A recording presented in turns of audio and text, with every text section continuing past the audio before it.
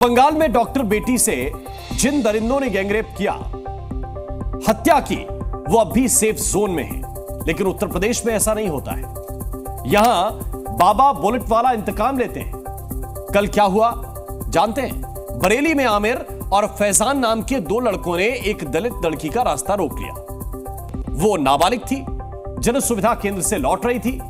रास्ते में इन बदमाशों ने उस बेटी के साथ छेड़खानी की, हिंदू से मुसलमान बनाने की धमकी भी दी और जब लड़की ने विरोध किया तो तमंचा लहराकर फायरिंग करनी शुरू कर दी। यहां तक की जानकारी आपको डरा रही होगी। यह सब सुनकर किसी को भी डर लग सकता है, लेकिन इसके बाद जो कुछ हुआ उसे देखकर आपका डर दूर हो जाएगा, क्योंकि इसके बाद गुंडों पर बाबा ने बुलेट ट्रेन चला दी।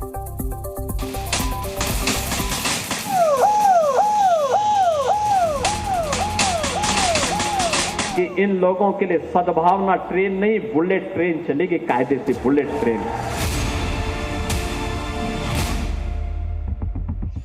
बाबा की बुलेट ट्रेन बरेली के बदमाशों पर किस तरह चली, उसका सबूत ये रहा। छठते अंधेरे के बीच इस वीडियो में सबसे ज्यादा कोई चीज चमक रही है तो वो है ये दो सफेद पट्टियां।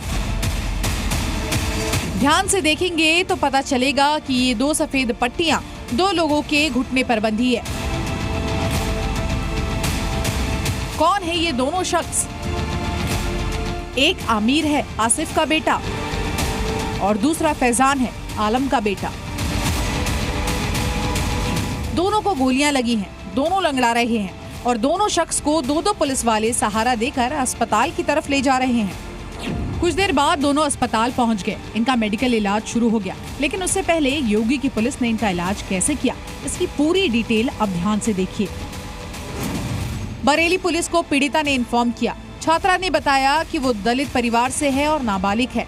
पुलिस ने पूछा कि वो लोग कौन थे। इस पर पीड़िता ने बताया कि 4 लड़के थे, आमिर, फैजान, अरमान और सलीम। इनमें से आमिर सबसे आगे था।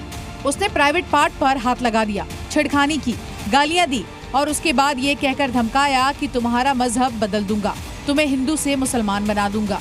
जैसे बांग्लादेश में हो रहा है वैसे ही तुम्हारे साथ यहाँ भी होगा। 3-4 बदमाश थे, 3 लोग थे। तो उसमें से एक बदमाश, जो उसमें एक लड़का था जो थोड़ी हरकतें गलत करने लगा।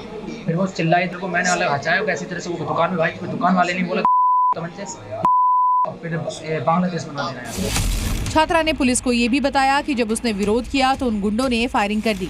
पुलिस को सारी बात समझ में आ गई थी। उसने बदमाशों का पीछा किया।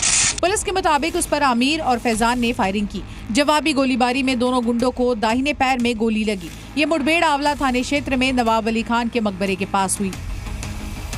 असला बरामदगी के दौरान इनके द्वारा पुलिस बल पर फायरिंग की गई। पर्याप्त चेतावनी के उपरांत पुलिस बल द्वारा आत्मरक्षार्थ कंट्रोल्ड फायरिंग की गई, जिसमें आमिर पुत्र आसिफ व फैजान पुत्र आलम निवासी कस्बा आंवला के घुटनों पर गोली लगी है। दोनों को उपचार हेतु अस्पताल भेजा गया है। अभी दोनों अपराधी अस्पताल के बिस्तर पर पड़े हैं। पुलिस ने SC/ST एक्ट और पॉक्सो एक्ट के तहत मामला दर्ज कर लिया है। बाकी बचे दोनों बदमाशों की तलाश हो रही है और जैसे ही इन अपराधियों को अस्पताल से छुट्टी मिलेगी उसके बाद बाबा की पुलिस दोबारा उसी तरह इलाज कर सकती है जैसा डिस्क्रिप्शन योगी आदित्यनाथ ने लिख कर दिया है। कि इन लोगों के लिए सद्भावना ट्रेन नहीं, बुलेट ट्रेन चलेगी, कायदे से बुलेट ट्रेन। योगी आदित्यनाथ का मैसेज क्लियर है। जो महिलाओं पर बुरी नजर डालेगा उसका इलाज बुलेट से होगा। योगी ने अपने संकल्प को लखनऊ का उदाहरण देकर फिर से दोहराया।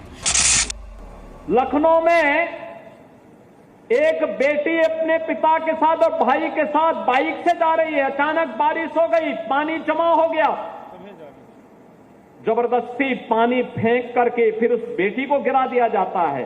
और तब मैंने कहा था, तब भी मैंने वहां कार्रवाई की थी और मैंने कहा था कि इन लोगों के लिए सद्भावना ट्रेन नहीं, बुलेट ट्रेन चलेगी, कायदे से बुलेट ट्रेन। योगी सरकार का मानना है कि मनचले, दंगाई, रेपिस्ट, हत्यारे, इन्हें बुलेट और बुलडोजर की भाषा ही समझ आती है। इसलिए यूपी में महिलाओं के दुश्मनों को इसी तरीके से समझाया जाता है। पुलिस अधिकारियों का कहना है कि बाकी जो आरोपी हैं वो जल्द ही सलाखों के पीछे होंगे। कैमरामैन पवन के साथ अजय कश्यप, जी मीडिया, बरेली।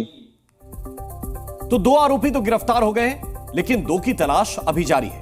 बरेली पुलिस शहर का चप्पा चप्पा छान रही है और बाबा ने आज जो कहा है वो भी आपने सुना ही है।